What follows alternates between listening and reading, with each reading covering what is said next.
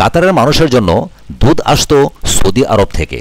সপ্তাহখানেক আগে সৌদি আরব সহ 7 দেশ সব ধরনের সম্পর্ক ছিন্ন করেছে কাতারের সঙ্গে।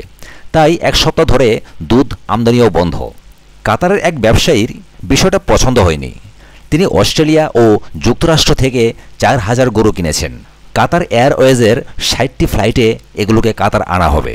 মধ্য জুলাই থেকে দুধ নিয়ে আর কোনো চিন্তা করতে হবে না কাতারবাসীর।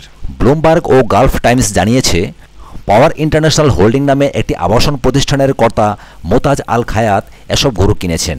জুলাইয়ের পর থেকেই দুধের অভাব পূরণ করার চ্যালেঞ্জ তিনি ছুড়ে দিয়েছেন সৌদি আরবকে। ধনাঢ্য এই ব্যবসায়ী বলেছেন, এখন সময় কাতারের জন্য কাজ করার।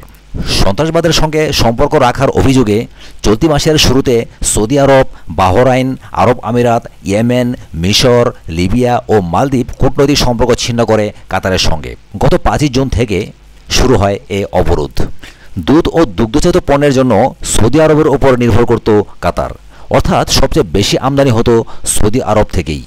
রয়টার্স সহ একাধিক বার্তা সংস্থা জানায়, কাতারের বাজারে এর প্রভাব দেখা যায়, তবে কাতারের সরকার তা স্বীকার করছে না। তুরস্ক থেকে আসছে দুগ্ধজাত পণ্য, ইরান পাঠিয়েছে ফল আর সবজি।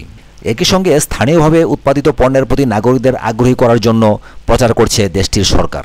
আবাসন ব্যবসার পাশাপাশি কাতারে কৃষিভিত্তিক ব্যবসাও করছেন আল খায়াত। খাদ্য নিরাপত্তা নিশ্চিত করাও দেশটির সরকারের একটি উদ্দেশ্য। আর আল খায়াত সে লক্ষ্যেও কাজ করছেন। তার খামারটি 70টি ফুটবল মাঠের সমান। ভেড়া রাখছেন সেখানে, যা দুধ আর মাংস দিচ্ছে। এখন তিনি গরুই আমদানি করার পরিকল্পনা নিয়েছেন। দোহায় নিজের কার্যালয়ে বসে আল খায়াত জানান, মধ্য জুলাই থেকে আমদানি করা 4000 গরু দুধের চাহিদা পূরণ করবে। গরু আসার আগেই যথাযথ ব্যবস্থা করেছেন তিনি। ব্যবসায়ী আল খায়াত বলেন, প্রতিদিন কেউ অভাবের সংকটে পড়বে না। সরকার বিষয়টি নিশ্চিত করার জন্য কঠোর পরিশ্রম করছে। আল খায়াতের ওই কথায় কাতারের মানুষেরও বিশ্বাস আছে। একটি সুপার মার্কেটে দুধ কিনতে এসেছিলেন উমা ইসা 40 নামে এক ব্যক্তি। তুরস্ক থেকে আসা দুধ কিনেছেন তিনি। তিনি বলেন, আমাদের কোনো কিছুর অভাব নেই, সেটা আমাদের সরকার নিশ্চিত করেছে। এজন্য সরকারের প্রতি আমরা কৃতজ্ঞ। আমাদের কোনো ভয় নেই। সাথে থাকার জন্য অসংখ্য ধন্যবাদ।